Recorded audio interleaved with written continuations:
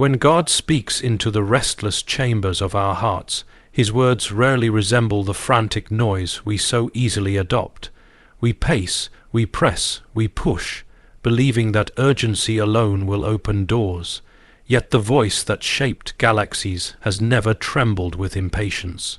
He does not mutter in worry, nor does he wring his hands over what is not yet visible. Instead, his voice comes with an ease that unsettles our striving. Relax, it's coming.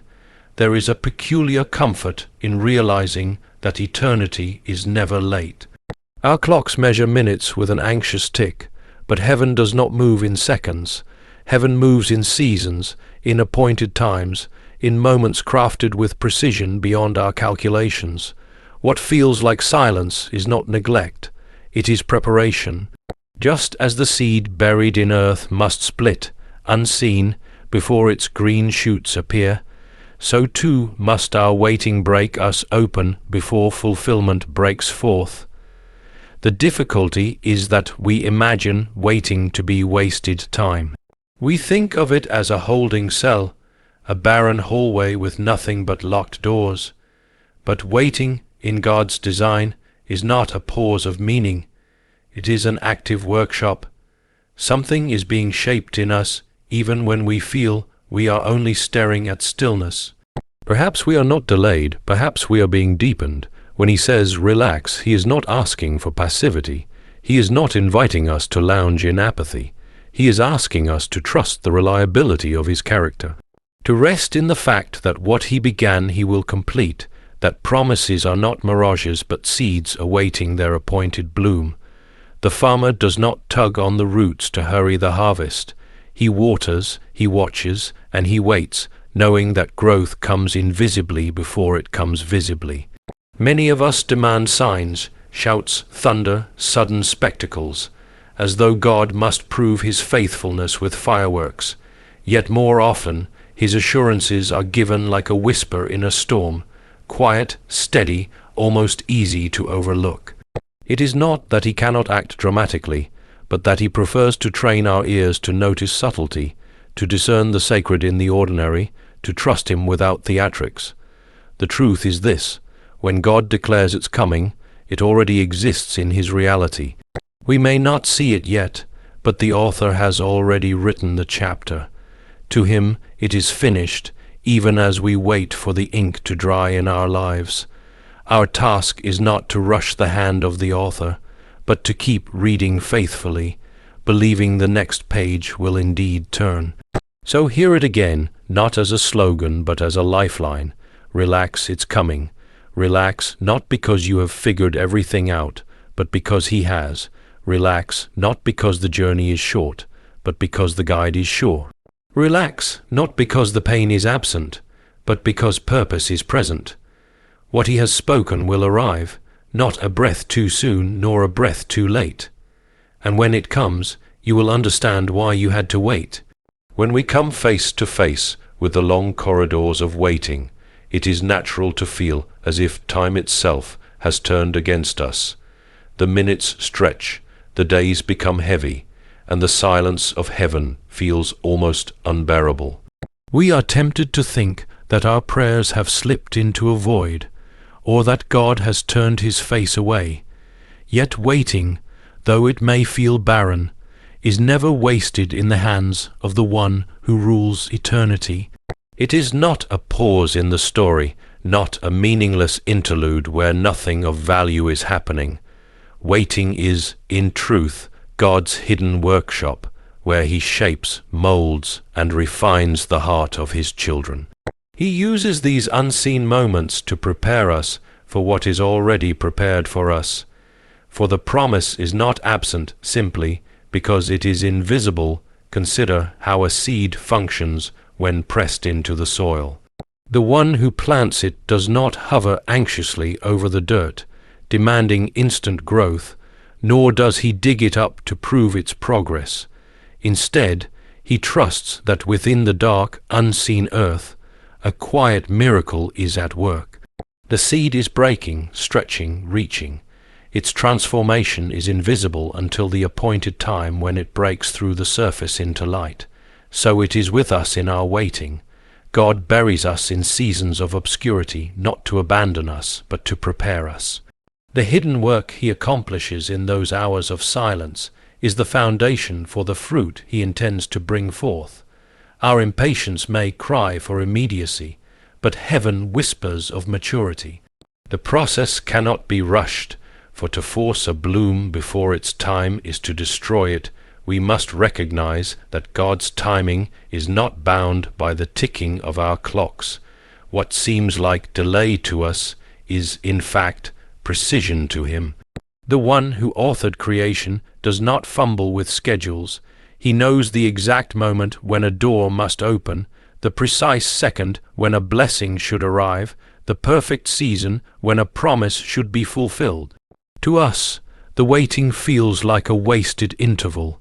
To him, it is the sacred span in which he aligns circumstances, develops our character, and ensures that we will be ready to carry the weight of the answer when it arrives. If he gave it too soon, we would not know how to hold it. If he gave it too late, we would despair. But his hand is steady, and his plan is exact. The heart of the matter lies in trust. To see waiting as waste is to mistrust his nature, to imagine he withholds without reason, or that he delights in our frustration. But he is no cruel master. He is a loving Father. Every pause, every silence, every delay is filled with intentionality. He is teaching us patience, not as punishment, but as preparation. Patience is not weakness. It is strength under the guidance of faith. To relax in waiting is not to abandon effort, but to anchor ourselves in confidence that what he has spoken will come to pass. The farmer waits with expectation because he trusts the principle of the seed. We, too, wait with expectation because we trust the promise of God. The unseen shaping is often the most important shaping. In waiting, he chisels away pride, teaches endurance, strengthens faith, and builds gratitude. These virtues are not formed in the rush of instant answers, but in the slow work of unseen days. Waiting bends us toward humility, reminding us that we are not masters of time, but recipients of grace. It turns our eyes away from self-reliance and toward the one who writes the story. What feels like stillness is, in fact, movement toward the promise. The apparent silence is filled with God's quiet craftsmanship, preparing both the blessing for us and us for the blessing, the assurance that its coming is not a vague hope whispered into the wind, nor a fragile dream we must guard lest it shatters. When God declares that something is on its way, it carries the weight of eternity behind it. His word does not hang uncertain in the air. It is established, written into the fabric of his plan before we even glimpse it. To us it may seem distant, like a horizon that refuses to draw near, but in his reality it is already finished, secured, and settled. We are merely walking through the unfolding of what he has already completed. The tension we feel in waiting is not uncertainty but perspective. We are bound to time, but he is not. The promise is as certain as the sunrise, though it may still be hidden beyond the night sky of our present moment. This certainty shapes the way we wait. Hope in human terms often means possibility, a cautious optimism that something might happen. But hope in God's promise is not possibility. It is inevitability. To believe his word is to rest in certainty that though the path is unseen, the destination is sure. It is the difference between waiting for a ship that may or may not arrive and waiting for a dawn that must break after night. One is fragile, the other guaranteed.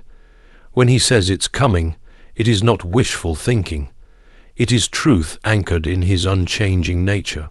To doubt, it is to misunderstand who he is, for his character is the guarantee of his word. He cannot speak lightly, nor can he promise without intention. Every word that proceeds from his mouth carries within it the life to bring itself to pass, there is mystery in the way his promises are realized. For rarely do they come as we expect. We may imagine grand entrances, sudden changes, or overwhelming signs, yet often they slip quietly into our lives, like dawn spreading unnoticed until the world is filled with light. The certainty of his word does not always mean clarity in its process. We may struggle with the unfolding, wondering why the steps are so slow or why the path winds through valleys before reaching the mountaintop. But this, too, is part of his design. The arrival is certain, but the journey shapes us for the reception. If it were dropped into our lives without preparation, we might not recognize it, or we might lack the strength to bear it. He aligns not only the promise, but also the person who must receive it. Faith in this certainty is not blind belief, but trust in the reliability of the one who speaks. Our experiences may shake, our emotions may falter, but his word is anchored beyond the reach of our instability. The promise does not depend on our strength of faith, but on the strength of the one who made it. A wavering heart does not undo an unshakable word. The assurance remains regardless of our fears or doubts, for his faithfulness does not fluctuate with our feelings. This is why we can rest, why we can breathe deeply, why we can endure the in-between. The outcome is not uncertain.